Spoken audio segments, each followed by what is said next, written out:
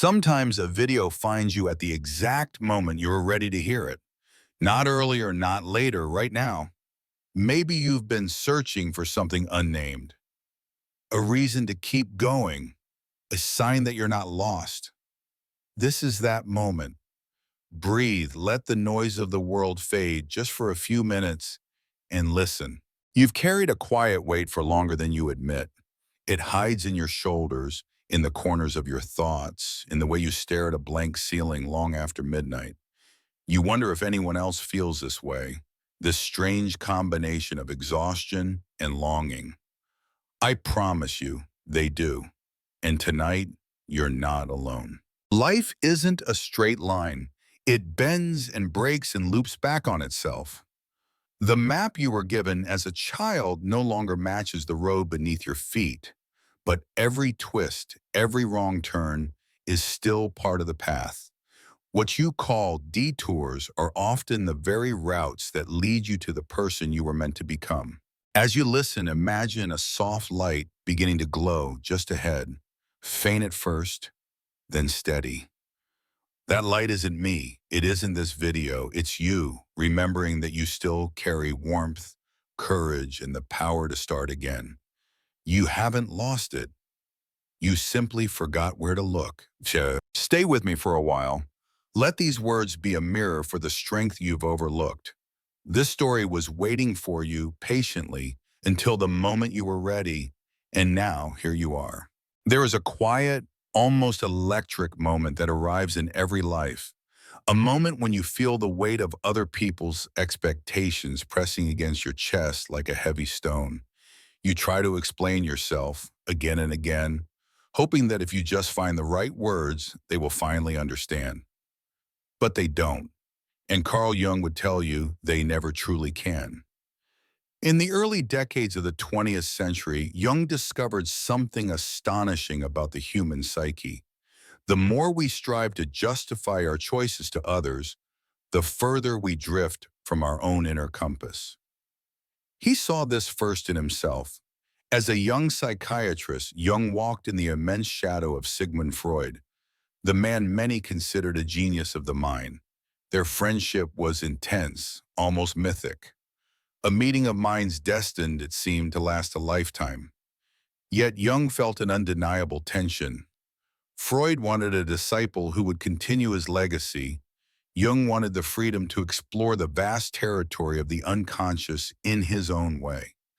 Letters flew back and forth, full of reasoning, explanations, careful arguments. But no explanation could bridge the fundamental divide. Jung finally understood that his path would remain misunderstood. To keep explaining himself was to waste his breath. The moment he stopped, he felt something break free inside, a wild sense of self-ownership that no external approval could match. He would later call this process individuation, the journey of becoming wholly oneself. And it began with silence, not persuasion. When Jung began to turn inward, he encountered something most people spend a lifetime avoiding: the shadow. This shadow wasn't simply the dark side of human nature, it was the unacknowledged, unexplored part of his own soul. He wrote that every person carries a shadow, and the greater the resistance to it, the denser it grows. In his private journals, Jung described dreams of terrifying figures and landscapes, images that felt as real as waking life. At first, he tried to explain these visions to colleagues, rationalize them as mere psychological phenomena, but the words felt hollow. He realized that to explain the shadow to others was to dilute its power. The shadow demanded experience, not justification. So Jung let the images speak in their own strange language. He painted them, dialogued with them, allowed them to unfold without needing anyone's permission. Over time, he saw that society itself mirrors this process. Families, communities, entire nations project their denied fears onto scapegoats, forever seeking someone to blame. When you stop explaining yourself, you stop feeding this cycle. You meet your shadow head on, and Reclaim the energy you once spent on defense. That is the first real act of freedom. But freedom is never tidy. Jung's refusal to explain himself came at a cost. Invitations to academic conferences dried up. Former friends whispered about his mysticism, his dangerous ideas. Yet the more he withdrew from public debate, the more his private work deepened.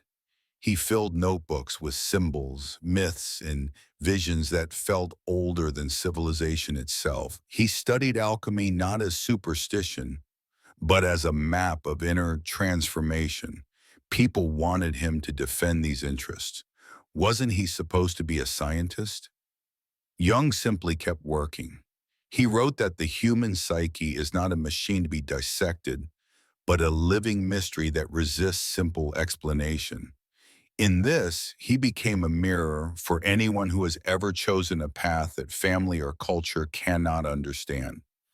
Whether you are leaving a career, ending a relationship, or simply refusing to fit a narrow identity, the lesson is the same. No amount of careful reasoning will convince those committed to misunderstanding you. Your life itself becomes the explanation, and that requires time. Silence, Jung discovered, has its own strange language. When you stop explaining, you begin to listen. He called this listening the dialogue with the unconscious, a slow, patient attention to dreams, intuitions, and subtle signals from the deeper layers of the mind. In modern terms, it's the difference between constantly defending your decisions and quietly inhabiting them. Imagine standing in a forest at dusk, no words, just the breath of the trees, the murmur of unseen life. That's the inner world Jung sought to inhabit. He believed that every individual has an innate drive toward wholeness, a pull toward a more authentic self that cannot be explained into existence. It must be lived. And this living begins the moment you allow the noise of other people's demands to fade. Friends may misread your quiet as arrogance. Colleagues may interpret your distance as defeat. Yet the silence is fertile. In it, you begin to sense the vast, untamed landscape of who you really are. Gradually, Jung's own life became a testament to the power of not explaining. He built a stone tower on the shores of Lake Zurich, a solitary retreat where he could carve symbols into rock and contemplate the rhythms of the seasons. He called it Bollingen. There he cooked his own meals, cut his own wood, and wrote in longhand by the fire. Visitors often asked him to explain the meaning of the tower. He would smile but offer little. The place was not a metaphor to be decoded. It was a lived reality, a physical manifestation of inner freedom. He once said that a person is most complete when they embrace both their light and their darkness, and that no one else can grant this wholeness. In the end, Jung's greatest teaching was not a theory but a way of being. To live without the constant urge to justify, to allow your life to speak for itself. When you stop explaining yourself, you stop living for an audience. You become, at last, the author of your own story. As Jung settled deeper into this life of inner sovereignty, something remarkable happened. The more he refused to justify himself, the more people sought him out. Patients traveled across oceans to sit in his quiet study in Küsnacht, drawn not by flashy theories, but by the gravity of a man who embodied his own teachings. They came carrying secrets and sorrows, expecting diagnoses or clever explanations. Instead, Jung listened. He asked questions that turned their gaze inward. He understood that every attempt to explain oneself to the world is really a plea for validation. But true healing, he believed, begins when you no longer need that validation. In the stillness of his presence, patients discover their own voices. Jung's silence was not absence, it was an invitation. The paradox revealed itself. By letting go of explanation, he created a space where others could finally hear themselves. This quiet authority, neither defensive nor aggressive, became the hallmark of his practice and the essence of his influence. History, meanwhile, grew darker. The 1930s brought political chaos to Europe. Totalitarian regimes demanded conformity and obedience, punishing those who refused to explain their loyalty. Jung watched as nations succumbed to mass hysteria, a collective shadow erupting on a scale he had long predicted. He wrote cautiously, aware that every word could be twisted, but he refused to offer the easy slogans the world demanded. Instead, he warned that societies which force explanation breed only deeper unconscious violence. People want certainty, he said, because uncertainty is unbearable. Yet certainty is the very thing that blinds them. His quiet resistance, publishing essays that urged individuals to confront their own darkness rather than project it onto enemies, was a radical act.